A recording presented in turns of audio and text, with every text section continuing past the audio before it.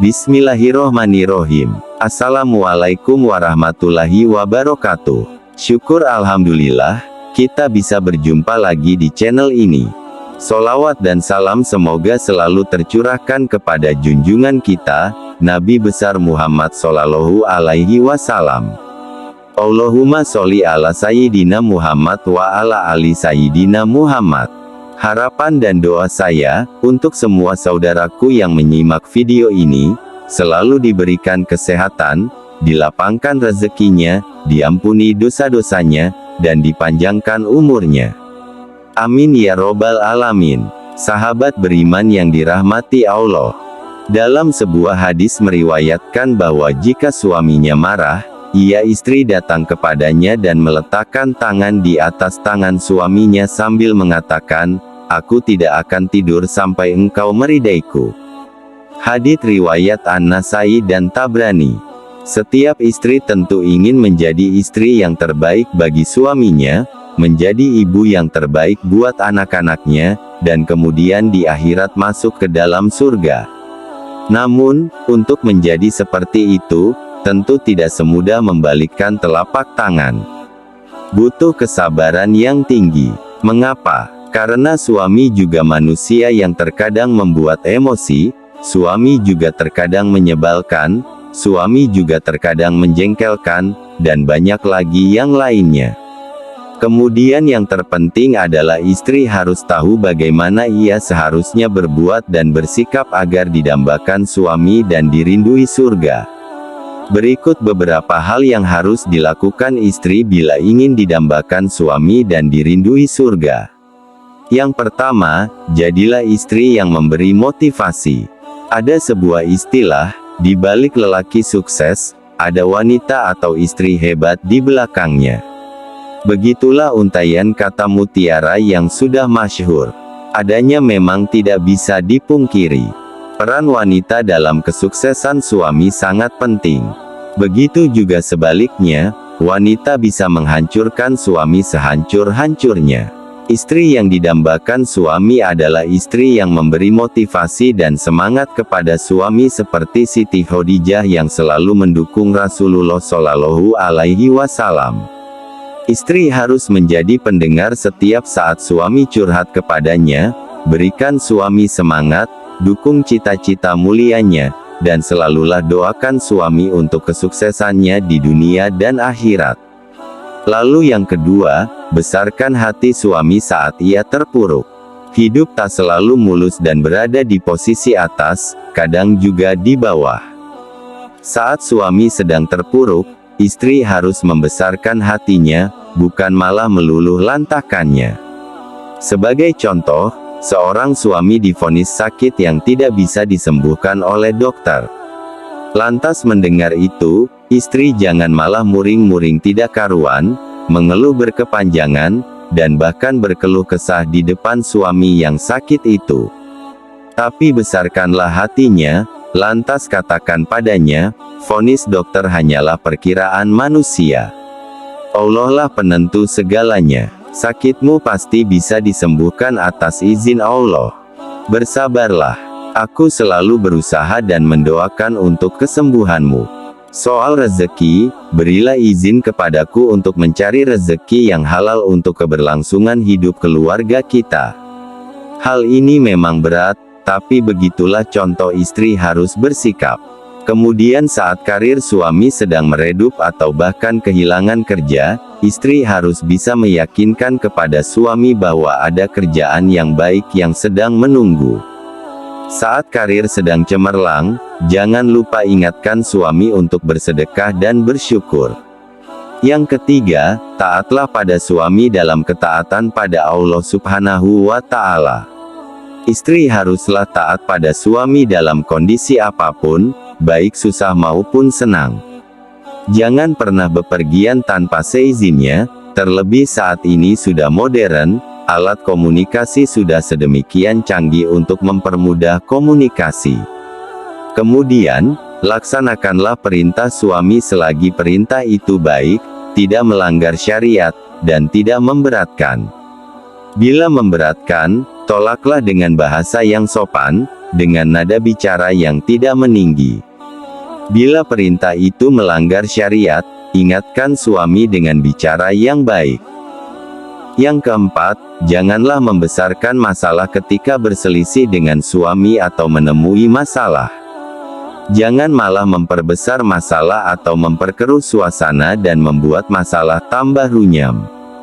Carilah solusi atau jalan keluar terbaik, redam perselisihan dengan musyawarah untuk mufakat. Sodorkan suami dengan argumen-argumen terbaik, dengan gaya bicara yang komunikatif. Yang kelima, lihatlah kebaikan suami, tutupilah kejelekannya. Saat menemukan kekurangan atau kejelekan suami, jangan lantas menghilangkan pandanganmu terhadap semua kebaikan suami. Lihatlah kebaikan-kebaikannya, kemudian tutupilah kejelekan suami di mata semua orang. Jadikan kejelekan suami sebagai rahasia yang tak pernah engkau ungkap. Bila demikian, maka istri akan selalu dan mudah bersyukur atasnya. Tapi sayangnya, selama ini banyak juga istri yang lebih suka menyimpan daftar kekurangan suami dan menjadikannya bahan untuk menyerang suami dalam kondisi tertentu. Begitu juga sebaliknya, suami juga tidak boleh mengoleksi kejelekan istri hanya untuk menjatuhkannya bila itu kejelekan dan harus diperbaiki, sampaikan dengan tidak merendahkannya. Yang keenam, jalanilah hari-hari bersama suami dengan penuh kasih sayang. Bergaulah dalam keseharian bersama suami dengan penuh kasih sayang. Cintailah suami dengan segenap cinta yang engkau miliki, sayangi suami sebagaimana engkau menyayangi dirimu. Jagalah kondisi kehangatan dalam rumah tangga dengan kasih sayang, sebab kasih sayang adalah pilar utuhnya rumah tangga. Bila dia hilang, maka rumah tangga akan menjadi lemah, bahkan mudah roboh. Yang ketujuh, jangan pernah membuka aib keluarga. Apapun yang menjadi aib keluarga, jangan pernah engkau buka. Kunci rapat-rapat agar tak satu pun orang tahu. Bawalah ia sampai ke liang lahat. Jadilah istri yang setia terhadap amanat yang diberikan suami, istri yang menjaga rahasia keluarga. Jangan sebaliknya, aib keluarga engkau umbar kemana-mana. Maka bila demikian, jadilah engkau istri yang dirindui oleh neraka. Yang kedelapan, redamlah kemarahan suami dengan meminta maaf. Bila suami marah karena kamu, jangan lantas meninggalkannya atau malah balik marah, sehingga suasana menjadi gaduh. Namun, minta maaf kepada suami, meskipun pada kenyataannya suami yang salah. Ini memang berat, namun itulah jalan terbaik untuk meredam emosi suami. Jangan sampai suami tidak ridho padamu, karena itu akan menjadi penghalang istri meraih surga. Jangan pernah biarkan suami pergi meninggalkan rumah dalam kondisi marah, istri belum meminta maaf, karena siapa tahu kepergian suami itu merupakan kepergian selama-lamanya. Saat dia pergi, nyawanya diambil Allah, bayangkan penyesalan apa yang kamu rasakan.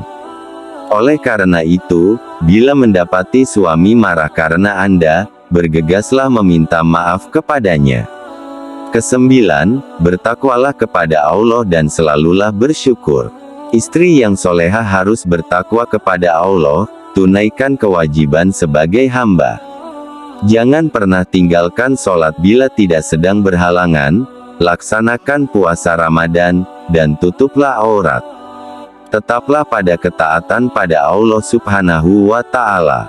Janganlah mengumbar kecantikan di hadapan orang lain, namun tampilkanlah seluruh kecantikanmu di hadapan suami tercinta. Selalulah bersyukur, baik dalam keadaan lapang maupun sempit, karena dengan bersyukur pasti Allah akan menambahkan nikmat padamu, sehingga rezeki keluarga pun akan lancar. Kemudian yang ke-10, didiklah anak-anak dengan baik. Didiklah anak-anak dengan baik dan penuh kasih sayang. Jangan pernah menganggap anak sebagai limbah produksi, namun jadikanlah anak sebagai buah cinta. Ajarkan anak sopan santun, moral, etika, serta ilmu agama. Karena ibu sangat dominan dalam mengasuh anak, dan ibu lebih banyak waktu bersama anak. Sehingga demikian, di saat besar, anak-anak diharapkan menjadi anak-anak yang soleh atau solehah yang akan membahagiakan orang tuanya, yang selalu mendoakan kedua orang tuanya baik semasa hidup maupun ketika sudah meninggal dunia. Sahabat beriman yang dirahmati Allah, itulah 10 ciri istri yang dekat dengan surga dan selalu didambakan suami. Wallahu alam bisawab. Demikian yang bisa saya bagikan. Jangan lupa jika konten ini bermanfaat untuk like, komen dan share kepada teman dan saudara kita semua. Semoga bermanfaat untuk kita semua. Amin ya robbal alamin. Aqulu qouli hadza wa astaghfirullahi li wa lakum. Fastaghfiru innahu huwal ghafur rahim. Wassalamualaikum warahmatullahi wabarakatuh.